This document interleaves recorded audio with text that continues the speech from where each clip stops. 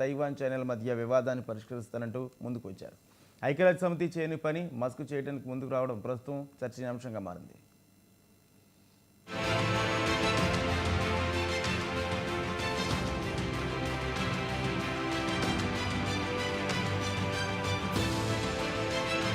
Tesla CEO billionaire Elon Musk ప్రస్తుతం Russia Ukraine మధ్య కొనసాగుతున్న యుద్ధానికి ముగింపు పలకడానికి తన వద్ద కొన్ని ప్రతిపాదనలు ఉన్నాయని చెబుతున్నారు. తాజాగా చైనా తైవాన్ కు మధ్య కొనసాగుతున్న ఉద్రిక్తను తగ్గించడానికి కూడా తన వద్ద కొన్ని ప్రతిపాదనలు ఉన్నాయని ఆయన ఫైనాన్షియల్ టైమ్స్ తో మాట్లాడుతూ చెప్పారు.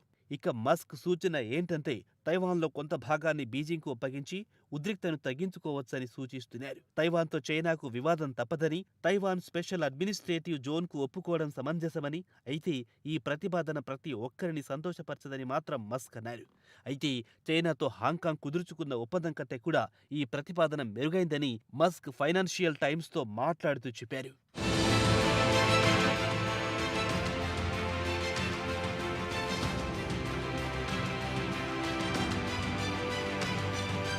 ఎట్టి పరిస్థితిలోనైనా తైవాన్ను తమ కంట్రోల్లో తెచ్చుకుంటామని చైనా చెబుతోంది.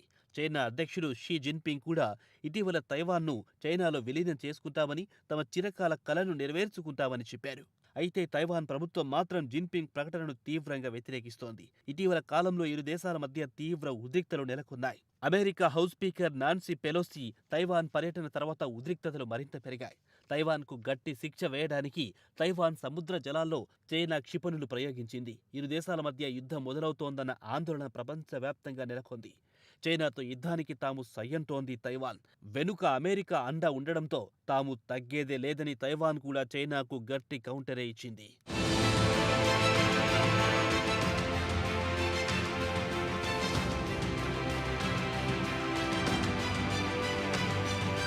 ఇదిలా ఉండగా గత మంగళవారం నాడు ఎలాన్ మస్క్కు యుక్రెయిన్ అధ్యక్షుడు జెలెన్స్కీకి మధ్య ట్విట్టర్ వార్ కొనసాగింది. ప్రస్తుతం యుక్రెయిన్ రష్యా మధ్య యుద్ధం తారాస్థాయికి చేరింది. ఈ యుద్ధంలో యుక్రెయిన్లోని కొంత భాగాన్ని రష్యా స్వాధీనం చేసుకుని అక్కడే రెఫరెండం నిర్వహించింది. 4 జిల్లాల్లో ఈ రెఫరెండం నిర్వహించి అక్కడి ప్రజలను రష్యాలో కలుస్తారా, యుక్రెయిన్లోనే ఉంటారా అని ఓటింగ్ జరిపింది. దానికి మెజారిటీ ప్రజలు రష్యా వైపే మొగ్గు చూపారు. అయితే ఇక్కడ ఈ 4 జిల్లాల గురించి మళ్లీ మస్క్ ట్విట్టర్లో పోల్ నిర్వహించారు. 4 జిల్లాల్లో రెఫరెండం ఐక్యరాజ్య సమితి పర్యవేక్షణలో జరగాలా అని ప్రశ్నించారు. అయితే క్రిమియాను శాశ్వతంగా యుక్రెయిన్కు రష్యా అప్పగించాలా అని తెలియజేయాలని ట్విట్టర్ యూజర్లను కోరారు. దీంతో యుక్రెయిన్ పౌరులు ఎలాన్ మాస్క్పై తీవ్ర స్థాయిలో మండిపడ్డారు.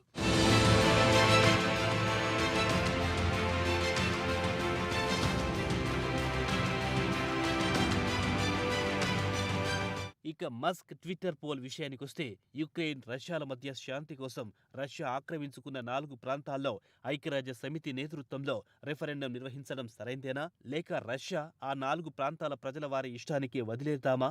క్రిమియా అధికారికంగా రష్యాలో భాగమే కదా. 1783 నుంచి క్రిమియా రష్యా భూభాగంలోనే ఉందని, క్రిస్చేవ్ చేసిన చిన్న పొరపాటు వల్ల ప్రస్తుతం ఈ పరిస్థితి నెలకొందన్నారు. క్రిమియాకు నీటి సరఫరాపై గ్యారంటీ ఇవ్వాలా, యుక్రెయిన్ యథాతథంగా న్యూట్రల్ గా ఉండాలా అని మస్క్ ట్విట్టర్లో దీనిపై ఎస్ ఆర్ నో పోల్ నిర్వహించారు.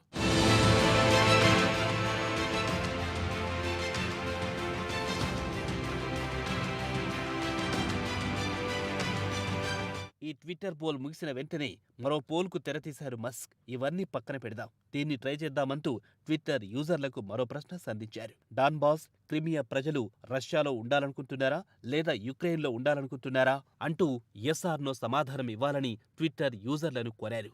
దీనికి జెలెన్స్కీ కూడా గట్టి సమాధానమిచ్చారు. జెలెన్స్కీ కూడా సొంతంగా ఓ పోల్ నిర్వహించారు. ఈ పోల్లో అందరూ జెలెన్స్కీకి మద్దతిచ్చారు. దీనిపై మస్క్ను ఉద్దేశించి ఎవరు యుక్రెయిన్కు మద్దతు పలుకుతున్నారు, ఎంతమంది రష్యాకు మద్దతు పలుకుతున్నారో తేలిపోయింది కదా, ఇంకా ఏమైనా అనుమానాలున్నాయా అంటూ మస్క్ నిలదీశారు.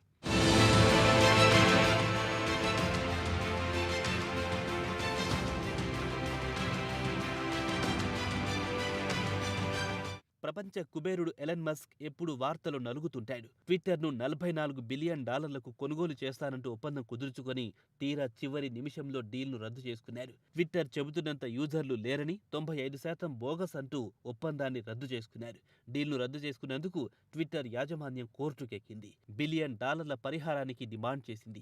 మళ్లీ ట్విట్టర్ను కొనుగోలు చేస్తానంటూ ముందుకొచ్చారు మస్క్. ప్రస్తుతం మస్క్పై యుక్రెయిన్లు మాత్రం ఆగ్రహంతోనే ఉన్నారని మాత్రం